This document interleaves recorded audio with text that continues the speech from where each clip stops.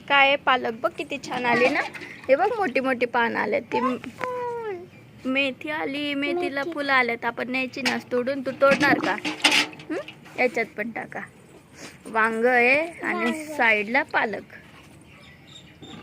हा इथं पण टाका. बघ आपण पालक खुडून नेली होती ना. भाजी खाल्ली ना तू? छान लागली ना. बस आता चला झालं. आता आपण मेथीची भाजी नेऊ खुडून थोडीशी. हे बघा किती मस्त आली भाजी आमची. फुलावर आली बरं का जरा. म्हणून आता तोडून नेते आणि परत मेथी टाकणार आहे उद्या. उद्याचा परत ब्लॉग बघायला विसरू नका. आपण उद्या मेथी आणि धने टाकणार आहे.